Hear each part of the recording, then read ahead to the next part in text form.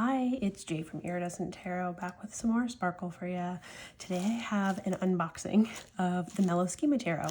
I did actually just take it out of the box because the box was totally soaked outside, but so far everything looks dry inside. All it was this box for the deck and then this certificate of authenticity, nothing else in the box. So let's get into it. We've got some shrink wrap with a sticker on the back. It looks like the sticker is going to come off when the shrink wrap comes off. Okay, I know that the creation of the box was a sticking point for them to design something new and different, so I'm excited to see how this opens. Ooh, pretty. Cool. The outside is this beautiful linen. I love linen things. And it's very plain, and I love that. It says, a soft realm of calm invites you to enter this open space and listen to your inner voice. Here's the guidebook. Ooh, nice. Oh, everything is texturally beautiful so far. And then the cards come with a band. Oh my God, they feel nice. I don't know why, but I didn't think that they were going to be rose petal, but they feel like a nice rose petal to me. And they have the beautiful holographic foiling that I'm so excited about. I'm like just surprised about the texture. I thought they were going to be more of like a matte UV. It feels so nice. Oh, lovely. Yes.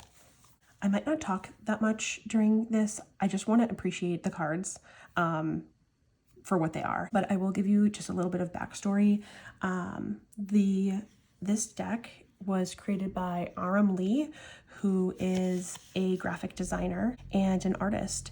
And oh my gosh. I saw initially this deck on Reddit and just like excitedly followed. Wow, these are these are just breathtaking. I excitedly followed the creation of this deck on Instagram and then back to the Kickstarter. I really liked the open, abstract, minimalist artwork. I felt that there was a lot of room for contemplation in each of the cards. Wow, they just feel like a deep breath. They really encourage slow thought. Oh, this is a special one. On RM's website, it says that it was born from their deep passion for tarot, art, self-exploration, and with the intention of offering a tranquil and introspective experience. I can feel that. I feel it. Each card functions as a visual meditation, inviting you to pause, breathe, and sense subtle energies through the delicate balance of color and open space. I feel it. They accomplished their goal. There is like every single card is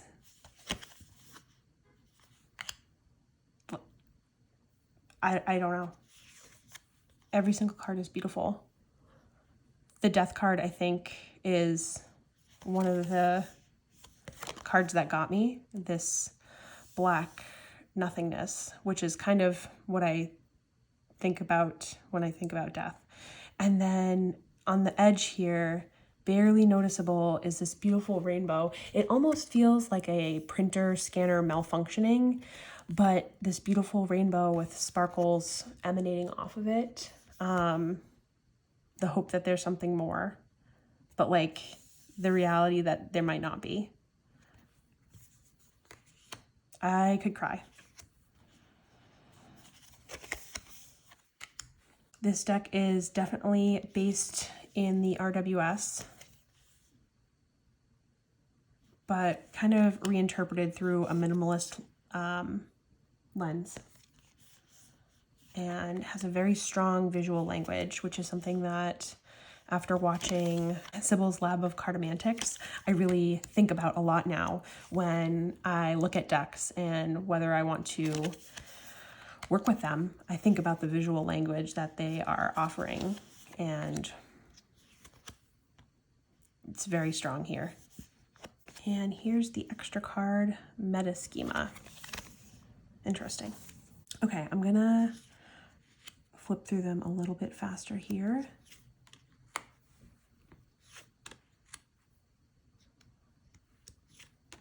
I wonder if you can hear the sounds of the rain.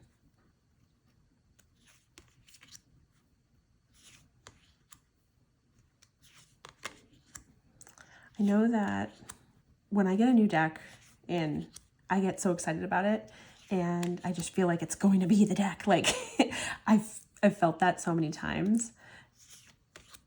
I have that feeling now. Like I can see this being a top favorite already. I don't want to eat my words, but I have that feeling right now. Look at that. This is stunning.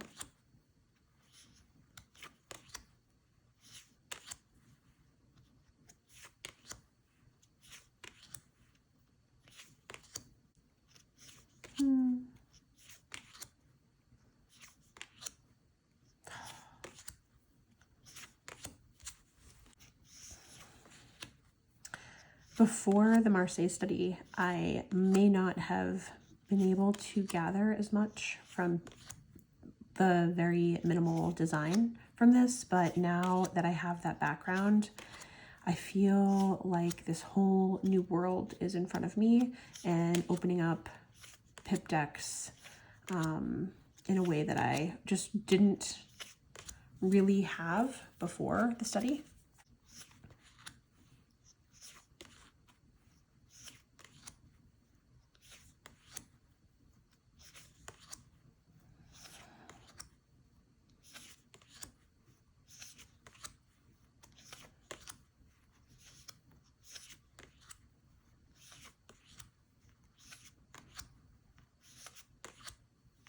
Oh, wow.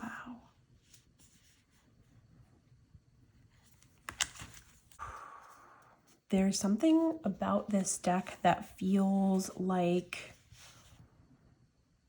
so delicate and fleeting, and it captures the ethereal quality of life, that life is fleeting and savor the moment. I remember being like a little bit bummed that there wasn't going to be gilding, but Arm knew best.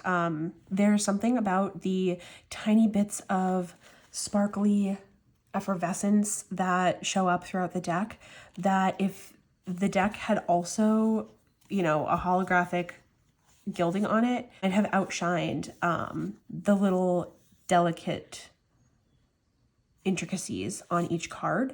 And it might be one of the few times where I feel like less is more with glitz, because it really stands out, because it's scant, but it's on every card, and a delicacy feeling. Okay, waxing poetic over here. Let's see how she shuffles. Lovely. Rose Petal is sticking just a tiny bit, but she's flexible, and that's what I care about.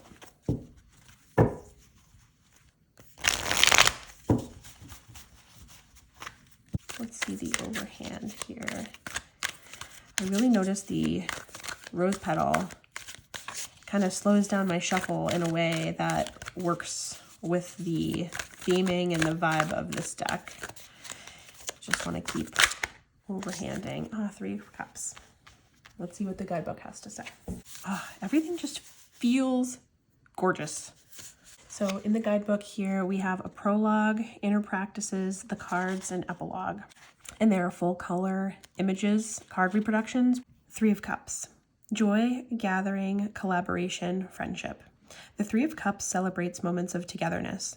It is the card of kindred spirits, those who bring shared energy, warmth, and joyful presence into our lives. It reminds us that joy multiplies when hearts meet. Just like we speak of social circles, the 3 circles in this image overlap gently, each distinct yet flowing into one another with ease. They are blending and layering into soft hues of harmony. Their connection is soft but joyful, reminding us the power of mutual support. A new color of joy emerges softly in this gathering. This card offers a gentle call to gather, to connect, to collaborate. You are a part of something larger. Let yourself be seen and supported. And in these shared circles, you do not have to carry everything alone. I'm so excited that the guidebook actually links what's on the image with what's on the card. Let me make sure that it happens with other cards. Foundation, stability, security, authority. The Emperor represents grounded strength and the father of authority. It is the masculine energy of leadership, creating a space where others can rely, rest, and build. He is the architect of structure and the stable presence that brings form to vision. A red line evoking the Emperor's power and the authority of the staff he holds descends through the air, aligned with a rooted form at center, quietly certain, unmoved. Above, a small circle glows like first light, matching the Queen's image to signify the strength of their power. The space holds shape like a breath held in design, firm yet gentle, contained within a calm architecture. Everything steadies. This card speaks to the power of decisions made with clarity and boundaries that feel like safety rather than restriction. The Emperor reminds us that healthy authority begins with inner stability. Let this card offer sanctuary. Let it hold you like a still, open frame, ready for the world that you are creating. All right, fantastic. I'm so happy that the reasons why things are the way they are in the cards is explained to me in the guidebook. It's everything that I want in a guidebook. It describes what the card means. It relates the card imagery to that and then gives you a message. And that is everything I'm looking for. So this is my certificate of authenticity. And this small print was included. And this is of the High Priestess, which that's going straight on my fridge. I don't even know that I want to pair anything with this deck because it feels so... It's already done. Like, it's done. The deck is done. It doesn't need anything else. And I feel like anything else is going to feel like a bull in a china shop with just how delicate and beautiful the deck is. This is the Spread Machine Oracle.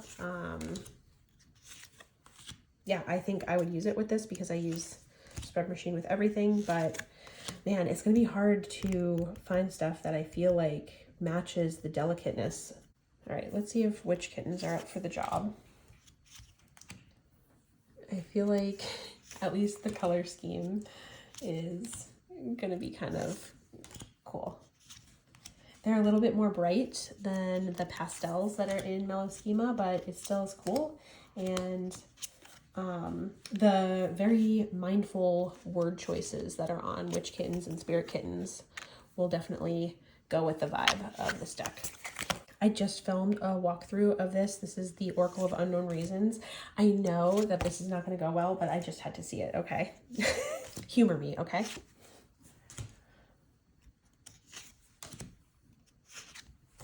Surprisingly, not as chaotic as I thought. Well, it's a little chaotic. There's something about it that's cool, though. One more.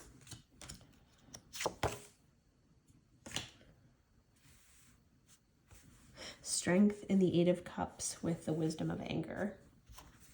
My color deck goes with everything, but the colors are definitely more intense than this deck.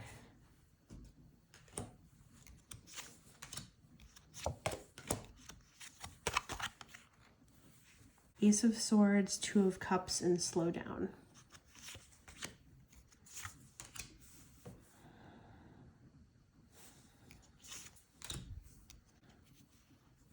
Heart Align Affirmation Oracle is going to be really nice color-wise. And yeah, I love these together. This might be my favorite.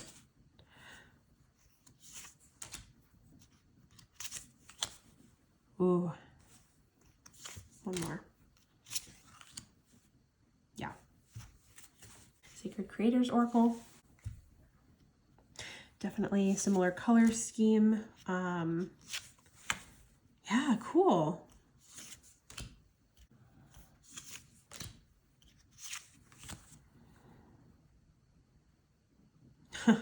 Befriend the word polarize with Temperance and the Page of Wands.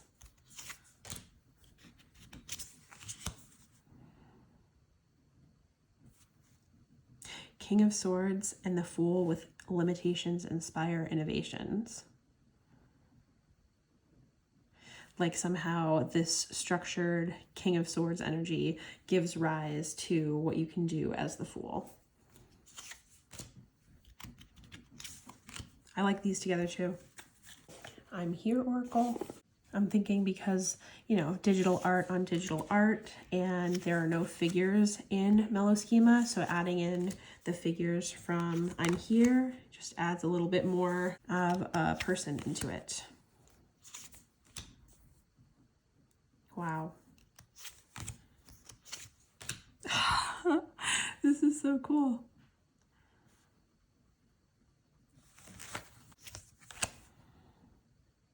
I love the color mirroring here. Ooh, and here too. Look at the red, green, blue, red, green, blue. Wow. Cool. All right, last one is this Threads of Fate Lumen. And I pulled this before I opened the deck because I wanted to see the holographic more is more with the holographic less is more. Ten of Swords, the Void, and the Magician. Ooh. Like I can picture this Ten of Swords being within this void here, and how one might have to like let things slide off their back in order to be able to manifest the things that they want. I don't know. This is cool. This is cool. The color, I thought the colors would go better, but this is actually quite dark in comparison.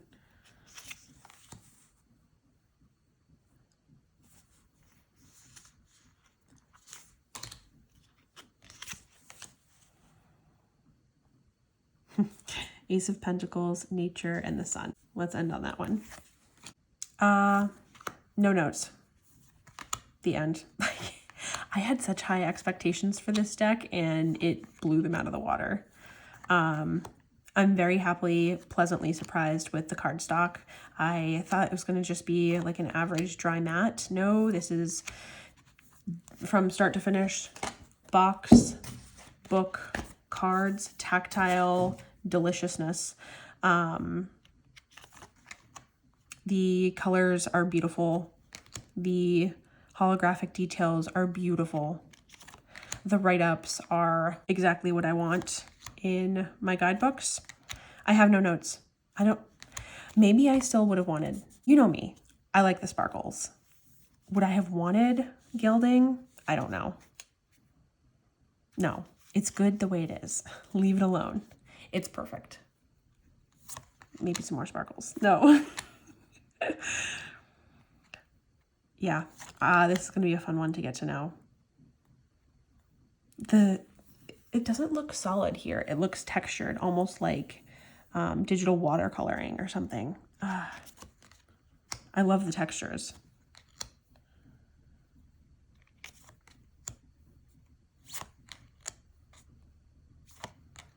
I just want to sit here and look through them all again. So that's probably what I'm going to do now. I also wanted to film a flip through of this deck and also a couple of my other minimalist graphic-y type decks. So be on the lookout for that because I feel like that's going to be something I can't wait to do now. If you enjoyed this video, please like, comment, subscribe, all the things, and I will talk to you later. Signing out.